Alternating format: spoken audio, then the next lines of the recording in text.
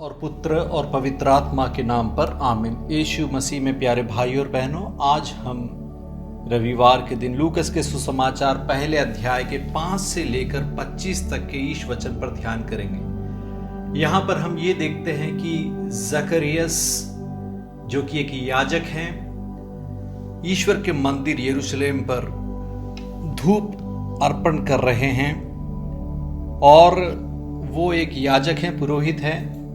उस जमाने में करीब 7,000 से लेकर 8,000 याजक यरूशलेम में थे और उन्हें 24 दलों में बांट दिया गया था। तो इसलिए एक दल में 300 से करीब याजक होते थे और साल में 2 बार हर एक दल को प्रभु के मंदिर में प्रार्थना करने का, धूप अर्पण करने का, सेवा करने का अवसर प्राप्त होता था। और हर एक दल में चूंकि 300 से ज्यादा याजक होते हैं और सिर्फ एक ही याजक अंदर जा सकता है प्रभु के मंदिर में धूप अर्पण के लिए, तो इसीलिए इनका लॉट लिया जाता है और उसके अनुसार जिसे भी चिट्ठी निकलती है वह प्रभु के मंदिर में प्रवेश कर धूप जलाता है। तो जकरियस को उस समय चिट्ठी मिलती है और उसे यह अवसर प्राप्त होता है कि वह एक हफ्ते प्रभु के मंदिर में धूप अर्पण कर सके, धूप जला सके और प्रार्थना कर सके। तो इतना बड़ा सौभाग्य प्रभु की आशीष से, कृपा से उसे प्राप्त हुआ है। लेकिन जकरियस जो कि अब बूढ़ा हो चुका है और उसकी पत्नी एलिजाबेथ, ये दोनों निरसंतान हैं, उनके कोई भी बच्चे नहीं हैं और बहुत ही मन्नतें उन्होंने की थी, उनकी कोई संतान नहीं थी और एलिजाबेथ बांझ भी थी। और दोनों ईश्वर की दृष्टि में धार्मिक थे, जैसा कि 6 वाक्य में हम पढ़ते हैं, वे प्रभु की सब आज्ञाओं और नियमों का निर्दोष अनुसरण करते थे, लेकिन उनकी कोई संतान नहीं थी। इसलिए दोनों बहुत ही परेशान थे और उस जमाने में बच्चों का ना होना एक कलंक माना जाता था। जैसे कि हम 25वें वाक्य में देखते हैं कि एलिजाबेथ बोलती, समाज में मेरा कलंक दूर करने की कृपा की है प्रभु ने, एलिजाबेथ बोलती है।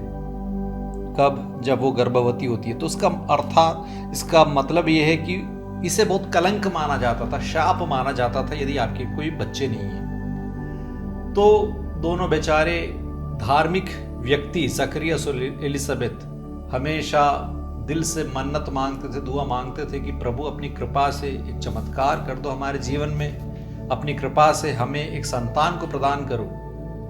पुराने नियम में ऐसे बहुत से उदाहरण हैं जहां पर एक बांझ स्त्री को पुत्र प्राप्त होता है, जैसे कि सारा के बारे में हम जानते हैं। अब्राहम की पत्नी सारा जो कि बांझ थी, वंध्या थी और वृद्धावस्था में उसको भी एक पुत्र प्राप्त होता है, इसहाक। तो ऐसे 2-3 उदाहरण पुराने नियम में देखते हैं। ये सब बातों से वाकिफ है जकरियस और हम ये देखते हैं कि वह जब मंदिर में धूप जलाकर प्रार्थना कर रहा है, तब उसकी बलिवेदी के पास में दाएं और गब्रिएल स्वर्गदूत प्रकट होते हैं और ये कहते हैं कि जकरियस डरिए नहीं, क्योंकि वो जकरियस स्वर्गदूत को देखकर घबरा गया था, भयभीत हो उठा था। जब धूप की वेदी की दाईं ओर स्वर्गदूत दिखाई दिया तो स्वर्गदूत जकरियस से कहता, डरिए नहीं। पहली बात जब स्वर्गदूत जब इंसान से बोलते हैं तो डरिए नहीं, फियर नॉट। आपकी प्रार्थना सुनी गई है, आपकी पत्नी एलिजाबेथ के एक पुत्र उत्पन्न होगा, आप उसका नाम योहन रखेंगे।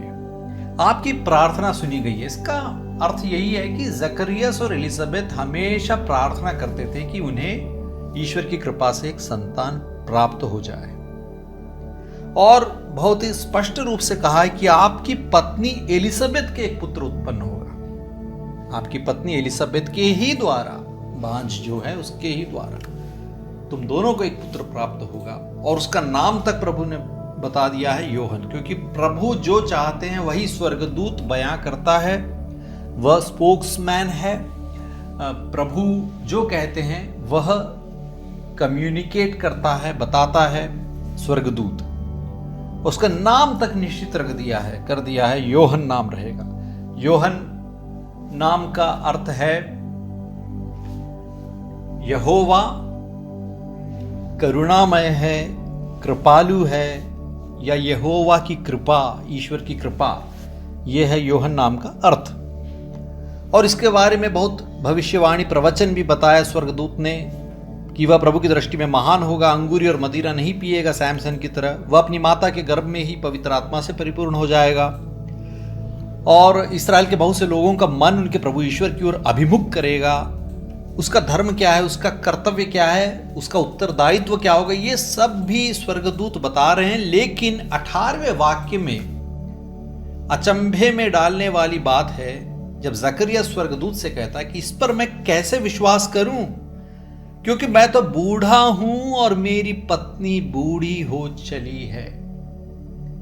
यह बहुत ही आश्चर्यचकित करने वाली एक बात है, इसलिए क्योंकि इतने सालों से जकरियस और एलिसबेथ जो कि धार्मिक व्यक्ति हैं, प्रभु की आज्ञा का पालन करते हैं, जकरियस जो कि याजक है, पुरोहित है, इतना सब होने के बावजूद और इतने सालों से मन्नतें मांग रहे हैं, प्रार्थना कर रहे हैं, पुराने नियम में प्रभु के चमत्कारिक कार्यों के बारे में उन्हें मालूम है, उसके बावजूद वो लोग यकीन नहीं कर रहे हैं। जकरियस यकीन नहीं कर रहा है, विश्वास नहीं कर रहा है और पूछ रहा है कि मैं कैसे विश्वास करूं, कैसे मुझे पता चलेगा, क्योंकि मैं तो बूढ़ा हूं, मेरी पत्नी बूढ़ी हो चली है।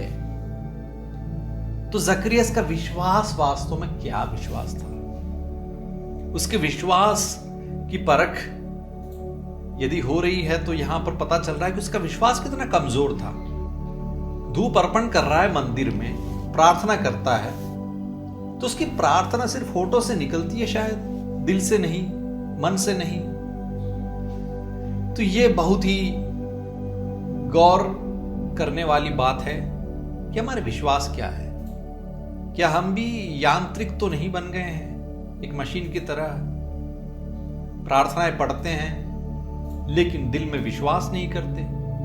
जब इतना बड़ा चमत्कार यहां पर होने जा रहा है और यहां पर वैसे ही स्वर्गदूत आपके सामने आया है, प्रकट होकर कुछ बोल रहा है, वही एक बहुत बड़ी बात है, और इसके बावजूद वो भी प्रभु के मंदिर में ये सब हो रहा है, प्रार्थना करने के वक्त हो रहा है और उस पर वो यकीन नहीं कर रहा है, विश्वास नहीं कर रहा है और वो परेशानी बता रहा है कि मैं बूढ़ा हूं, ऐसा कैसे हो सकता है, मेरी पत्नी बूढ़ी हो चली है। वो जानता है वो वंध्या है, तो ऐसा कैसे होगा? तो फिर इतने सालों तक क्या प्रार्थना की थी, क्यों प्रार्थना की थी? स्वर्गदूत ने जकरियस को बताया, मैं गब्रिएल हूं, ईश्वर के सामने उपस्थित रहता हूं। दानिएल की पुस्तक में भी गब्रिएल दिखाई दिया था, वहां पर भी उसने प्रवचन किया था। ईश्वर के सामने उपस्थित रहने वाला गब्रिएल हूं, मैं आपसे बातें करने और आपको यह शुभ समाचार सुनाने के लिए भेजा गया हूं। प्रभु ने मुझे इसलिए भेजा है। और देखिए, जिस दिन तक ये बातें पूरी नहीं होगी उस दिन तक आप मौन रहेंगे और बोल नहीं सकेंगे, क्योंकि आपने मेरी बातों पर जो अपने समय पर पूरी होगी विश्वास नहीं किया। तो विश्वास ना करने की सजा जकरियस को मिलती है, क्योंकि जिसे विश्वास करना चाहिए, ऐसे व्यक्ति जिसे कि विश्वास करने की इतनी संभावना है, इतना अवसर मिला है, वैसा व्यक्ति विश्वास करने से पीछे उठ रहा है, प्रभु पर शक कर रहा है। प्रभु के लिए कुछ भी असंभव नहीं है, ये बात जानता है, उसके बावजूद वह विश्वास नहीं कर रहा है और तब उसे इसका दंड मिलता है, सजा मिलती है कि जब तक पुत्र पैदा नहीं होगा तब तक तुम्हारी जुबान नहीं खुलेगी, तब तक तुम गूंगे हो जाओगे। तो वास्तव में यह सजा भी जकरियस के लिए एक बहुत बड़ा वरदान सिद्ध हुआ, क्योंकि उसके पुत्र योहन के पैदा होने तक 9 महीने तक जकरियस के दिल पर क्या बीती होगी कि एक ऐसा याजक जिसने कि प्रभु के लिए अपने आप को समर्पित किया है, उसने प्रभु पर, प्रभु के वचन पर विश्वास नहीं किया वह घुट घुट कर जिया होगा और उसने बहुत ही पश्चाताप किया, प्रभु की करुणा पर, प्रभु की कृपा पर ध्यान किया। इसके लिए प्रभु को धन्यवाद दिया, क्योंकि हम देखते हैं 24वें वाक्य में, कुछ समय बाद उसकी पत्नी एलिजाबेथ गर्भवती हो गई। उसने 5 महीने तक अपने को यह कहते हुए छिपाए रखा, यह प्रभु का वरदान है, उसने समाज में मेरा कलंक दूर करने की कृपा की है। तो इतना बड़ा चमत्कार जो उनके जीवन में होता है, एलिजाबेथ जिससे कि संभव नहीं था एक मां बनना, वह मां बनती है और बुढ़ापे में जकरिया और एलिजाबेथ को एक संतान पैदा होने जा रहा है। तो प्रभु के लिए कुछ भी असंभव नहीं है, इस बात पर हम हमेशा हमें विश्वास करना चाहिए। प्रभु की करुणा और कृपा अगाध है, अथाह है, उस पर हमें विश्वास करना चाहिए। अपार है प्रभु की करुणा, उस पर हमें कभी भी संदेह नहीं करना चाहिए। और जब कभी भी हमने संदेह किया है, हमें उसके लिए पश्चाताप करके ये प्रार्थना करना चाहिए कि प्रभु मेरे विश्वास को बढ़ाइए, increase my faith O Lord, मेरे विश्वास को बढ़ाइए। और हम इस पर मनन करें, क्योंकि जो संतान उन्हें पैदा होने वाला है उसका नाम तक प्रभु ने बता दिया, वो है योहन। यहोवा का हानून, यहोवा की कृपा, करुणा, यहोवा करुणामय है, कृपा है। उसका नाम ही इतना ज्यादा हमें ध्यान करना चाहिए, उसका नाम ही बहुत बड़ा सुसमाचार है। उनके जीवन में आनंद का ये एक सुसमाचार उन्हें मिला है, वो ये है कि प्रभु कृपालु हैं, प्रभु करुणामय है। आए हम भी इस विषय पर ध्यान करें, प्रभु की कृपा पर, प्रभु की करुणा पर विचार करें, ध्यान करें और अविश्वास नहीं बल्कि विश्वासी बनने की कोशिश करें और प्रभु की कृपा हमें प्राप्त हो। आमीन।